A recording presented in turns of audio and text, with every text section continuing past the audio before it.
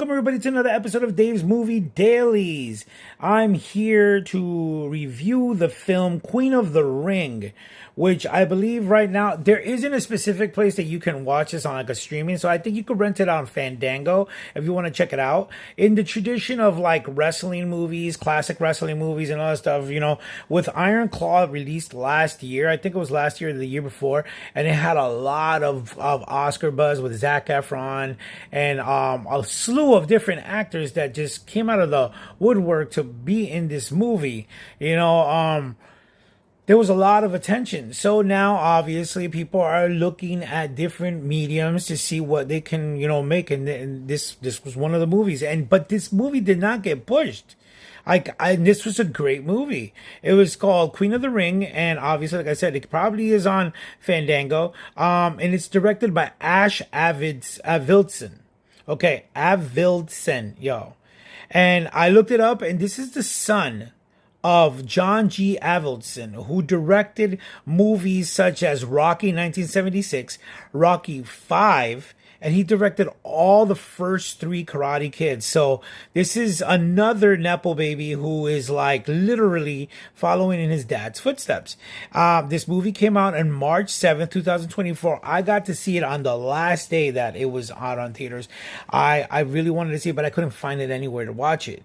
And then it just appeared on AMC theaters. They released one last showing, and I went to go watch it, and the movie had me by the heart. I wanted to say something a little more disrespectful, but I'm not gonna go do that.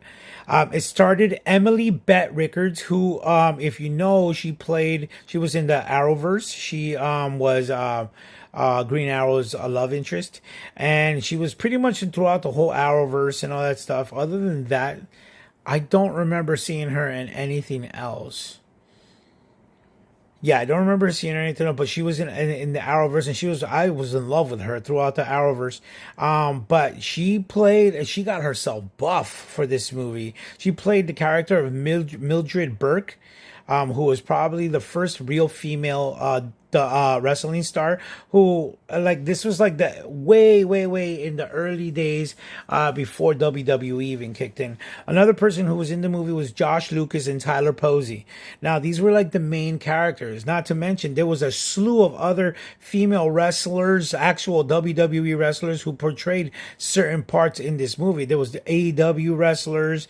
They even had Deborah Ann from Daredevil. They had so many people in this film. The movie is it's a biographical sports drama about female professional wrestler Mildred Burke, who literally classified what a woman can do in WWE or in any type of wrestling medium.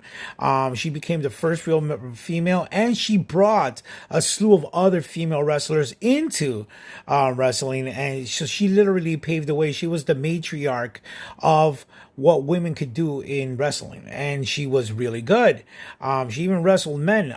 This movie's based on a novel entitled The Queen of the Ring: Sex, Muscles, Diamonds, and the Making of an American Legend by Jeff Lean.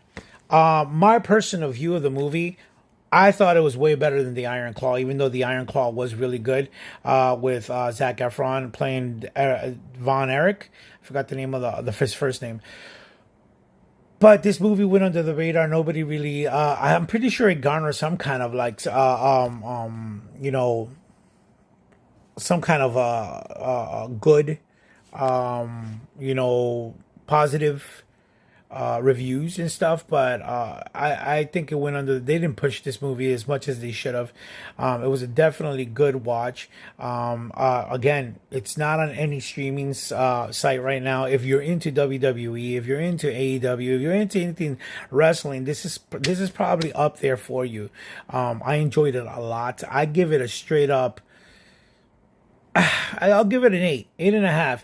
Reason why is because some of the characters did not fit but then again, I mean, they, like, what's his name? Zac Efron did not fit the Von Erich character that he was playing. A lot of those characters, they don't fit because they're so big.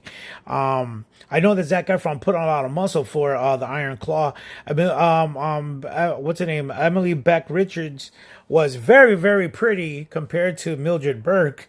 But then again, back in those days, those women were looked as gorgeous females. So, I mean, they obviously nowadays we cast people according to what can bring in money or how beautiful they are and stuff like that. So I was like, dang, yo, some of these characters don't even look the part. But can they act? Yes, they did. But they weren't pushed to the level that they should. But I enjoyed this movie 100%. If you're a WWE fan, if you're anything wrestling, you're definitely gonna enjoy this film. I give it. I said 8.5. And that's pretty much it. This has been Dave D. Saint with another Dave's Movie Dailies. I just reviewed Queen of the Ring. Definitely go check it out. Until next time.